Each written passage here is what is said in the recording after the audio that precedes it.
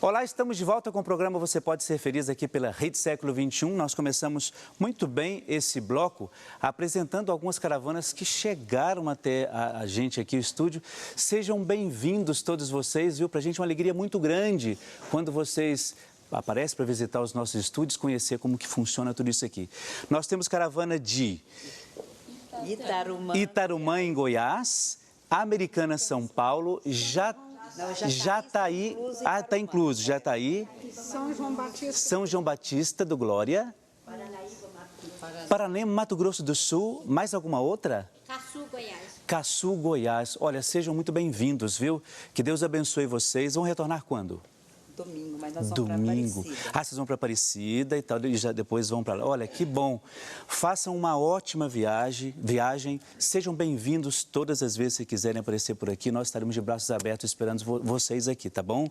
Que Deus possa iluminar e fazerem sempre uma boa viagem, tanto para Aparecida quanto para voltarem para a casa de vocês. Deus ilumine e abençoe, tá bom? Em nome do Pai, do Filho e do Espírito Santo. Amém. Que bom, viu? Que Deus abençoe. Muita força para vocês, viu? Grande abraço, tá bom? Veja só que legal, que interessante. Isso é muito bom quando a gente recebe aqui os nossos irmãos que vêm de vários lugares, né? Que chegam de todas as cidades, apresentam-se, colocam-se aqui para a gente, conhecendo os estúdios. É sinal de que eles são fiéis a nós, gostam do nosso trabalho, apreciam a nossa maneira de rezar e de colocar diante de Deus todas as suas preces e todas as suas intenções. Que bom!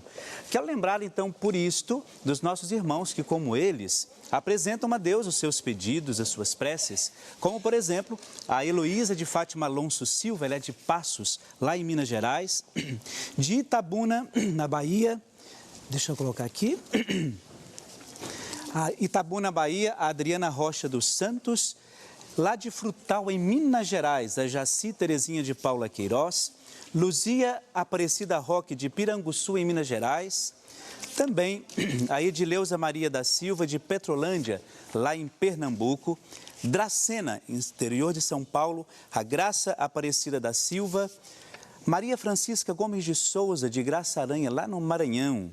Ela pede oração pelo seu relacionamento e casamento com Antônio José, também pede por toda a sua família. A Maria de Fátima Araújo de Brito, de Sobral, lá no Ceará. Ela pede oração de cura e libertação pelo seu filho Rafael e também por toda a sua família.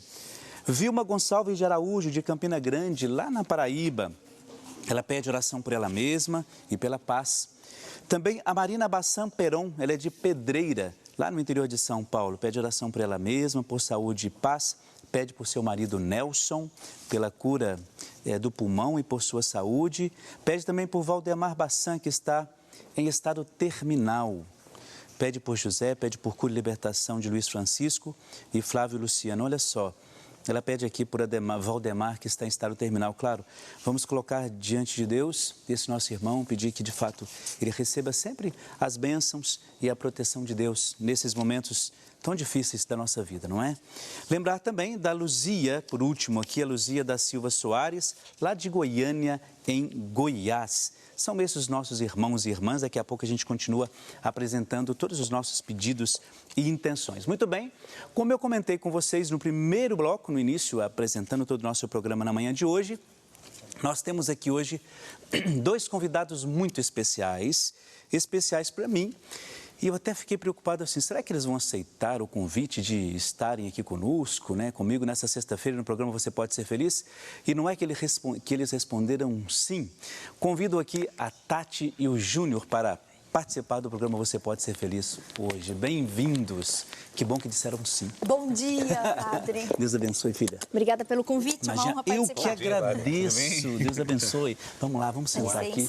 Vamos fazer desse espaço hoje a nossa sala de casa, pode ser? Pode ser. Já estou me sentindo em casa. E outra coisa, geralmente no mês de agosto nós estamos discutindo sobre vocação, não é? E a intenção de chamar vocês dois, a minha primeira intenção foi assim. Geralmente, quando fala vocação, fala de padre, freira, leigo, engajado na comunidade. Você também tem uma participação na comunidade. Mas e no trabalho específico que a gente exerce, independente disto? Eu queria que dois leigos viessem falar justamente sobre isto, Primeiro, como que surgiu essa questão do trabalho de vocês dentro de uma emissora católica?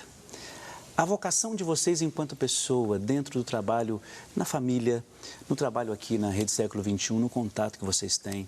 A gente vai tentar falar um pouco de tudo isso nessa manhã de hoje. Nós temos aí uns 3 blocos reservados para a gente e a gente vai tentar falar da melhor maneira sobre tudo isso.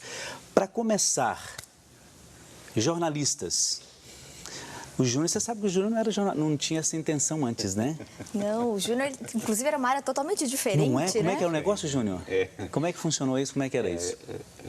A gente fica falando, né? Às vezes, Deus escreve certo pela linha torta. Linha torta, né? Exatamente. A gente fica andando, né?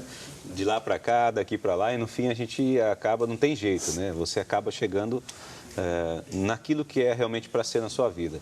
Eu fiz Senai, Engenharia de Produção Mecânica, eu fiz Mecânica Geral no Senai, depois eu fui trabalhar numa confecção com meu pai, e aí no meio do caminho, né, eu comecei a fazer Engenharia de Produção Mecânica, fiz 2 anos de Engenharia, aí eu larguei... Insistiu nisso? Insisti ainda, né? Teimoso. Você acreditava que tinha essa vocação para isso? Não? Eu achava que sim. Ainda bem que não tinha, ainda bem que está aqui hoje. E aí foi assim, quando eu resolvi fazer engenharia de produção mecânica, fiz 2 anos de engenharia, aí larguei tudo e comecei a fazer jornalismo, né? Entrei na área de comunicação, prestei vestibular de novo e entrei. Só que nisso tudo, né, eu estava até comentando um pouquinho com o padre antes da gente entrar aqui no ar, nos bastidores. Eu trabalhava no rádio, né? Na verdade eu era um voluntário, desde os 15 anos eu comecei no rádio. Era um programa que chamava Programa para Construção para um Mundo Melhor. Era um programa que tinha sido para a gente, uma rádio AM lá da minha cidade, Santa Bárbara do Oeste. E a gente era voluntário de domingo, então os domingos a gente tinha 2 horas de programação que a gente ia lá, né? Então eu comecei lá com 15 aninhos, ajudando o pessoal a atender telefone, né? Ler os pedidos de oração das pessoas, porque era um programa católico, né? Mas a rádio não era católica? A rádio não era, ela cedia esse espaço para a igreja, né? A igreja transmitia todo sábado à noite a missa e de domingo tinha essas 2 horas de programação. E a gente na época abraçou a causa, né? Porque senão ia parar o programa. Eu, a Djair, né? Tinha a Selma, enfim, tinha um pessoalzinho bacana e a gente ia lá. Eu ia como voluntário e lia essas cartinhas, os pedidos de oração das pessoas e o programa tinha uma grande repercussão, né, na região. Nossa, que bom. E a gente foi assim, e eu comecei a trabalhar lá como voluntário e mesmo assim exercia a profissão da área. Mas você, nessa época, você já imaginava que poderia trabalhar com jornalismo, não? Porque locução, engenharia de produção, mas... Não tinha nada a ver, né? Então, como é que pode agora... Mas você não tinha essa ideia, nada? Nem vislumbrava isso? Não, eu estava bem assim. Na época eu trabalhava como torneiro mecânico, né, numa empresa, a gente fazia peças, né, eram umas pecinhas que iam para núcleo, que a gente falava, né, passar o cabo, tá. para poder fazer... Não, enfim, era pecinha para Pirelli, né, para fazer pneu. Eu trabalhava lá e isso eu tinha meus 16, 17 anos, 15, 16, 17 anos. Aí, porque meu pai ficou muito doente, né? Na época, meu pai tinha uma confecção e pediu para que eu fosse trabalhar com ele. Sim. Eu acabei largando tudo, fui trabalhar com meu pai. Só que, devido à crise que teve na década de 90, do tecido e tudo mais, acabamos fechando a firma, não teve condições de tocar mais. E eu vinha ficar desempregado, eu estava com uns 18 anos, por aí, quase 19.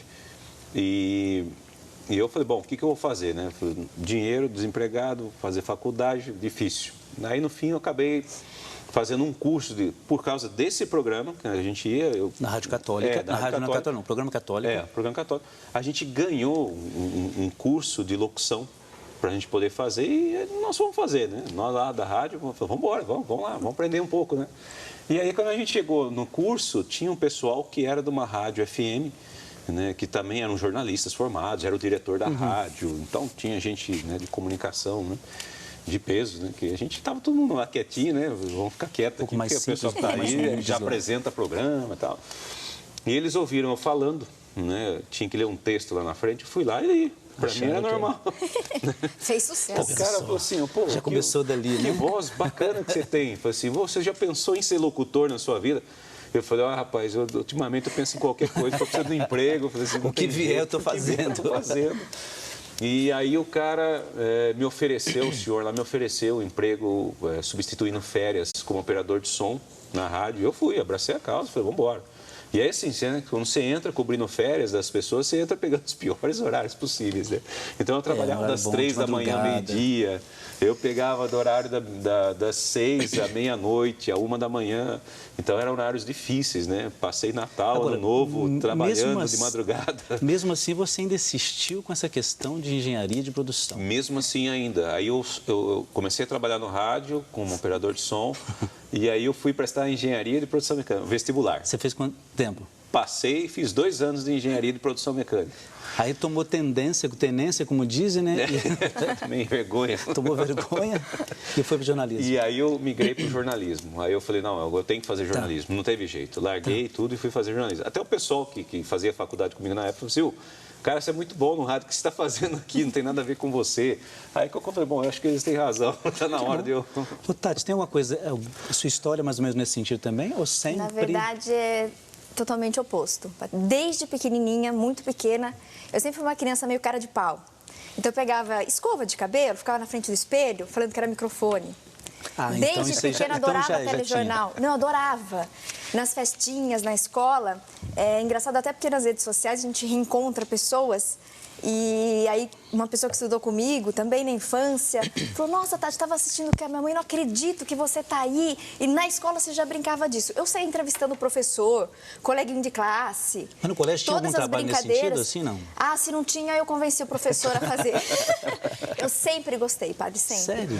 Na infância ainda, eu fiz também um programa em rádio. Acho que muitos jornalistas começam na rádio, né? Foi o primeiro contato. Era uma brincadeira, o programa Pingo de Gente, em Indaiatuba. Não é a cidade maravilhosa Rio de Janeiro, mas é a cidade maravilhosa Indaiatuba. Exatamente. E aqui próximo de Campinas, interior de São Paulo. E aí tinha a rádio comunitária, eu fazia parte da Pastoral de Comunicação, da Paróquia Santa Rita de Cássia, lá com o Padre Chico. E aí tinha o programa Pingo de Gente, que era um programa infantil e algumas crianças participavam. Ah, não teve outra. Pedi pro padre, quero participar desse programa. Coloca eu ali de alguma maneira. E aí, antes disso também, eu participei de outros programas, atendia telefone, sempre gostei, padre. Aí fui ficando mais velha, aí busquei curso, faculdade, fiz pós-graduação. Mas jornalismo está ligado por causa disso, o jornalismo você escolheu porque você queria essa profissão? Sim, não, sempre tive uma atração muito grande. E aí, conforme a gente vai amadurecendo, né, eu fui buscando. Começou tudo como uma brincadeira, primeiro dentro de salas de aula, em casa, depois nesse programa infantil, Pingo de Gente. E aí depois eu trabalhei em outros lugares também, consultório odontológico, trabalhei já na secretaria da paróquia, Santa Rita de Cássia, onde eu frequento. E aí depois eu comecei a fazer faculdade e já comecei os estágios. Claro. Aí eu sempre fui para uma TV, que era a TV local, em Indaiatuba, depois fui para o jornal impresso, fiz algumas coisas de revista, voltei para a TV, depois vim para Campinas. Nossa, que legal. E aí o Júnior Guarda me chamou para a Rede Século XXI de Comunicação. Nós vamos ter que falar dessa história também, né? Já que vocês estão falando tanto de história de um e de outro, quando a gente conversava lá na sala de maquiagem, em produção, engenharia de produção, depois escola de jornalismo, eu também, desde cedo, eu sempre pensei em ser padre. Eu não tinha outra... Eu não vislumbrava outra coisa. Engraçado isso, né? Eu não tive assim, eu vou para essa profissão, vou fazer isso, vou fazer aquilo, não. Eu sempre me imaginei como padre. Eu nunca imaginei de outra maneira, ou como jornalista, nada. Então, assim, eu acho que essas coisas, cada um tem o seu caminho, tem a sua história, obviamente, né? Então, não dá pra gente dizer que, é hoje que eu vou determinar isso pra minha vida. Nem sempre, não é? Às vezes você tem isso como referência, outros já têm outra maneira de pensar nisso, né? Muito bem, você que ligou agora a TV Rede Século XXI, estamos conversando com o Júnior Guarda e com a Tati. Os dois muito conhecidos de vocês, a gente está conversando sobre essa questão de vocação. Como viver a nossa vocação onde a gente está, onde a gente trabalha, onde a gente exerce a nossa profissão e aquilo que a gente entende que é dom e força de Deus na nossa vida. A gente vai para um breve intervalo, daqui a pouco a gente já volta. É um instantezinho só para a gente voltar ao nosso bate-papo e saber que história é essa de convite para entrar para a Rede Século XXI. A gente vai saber disso daqui a pouco. Até daqui a pouco, a gente já volta.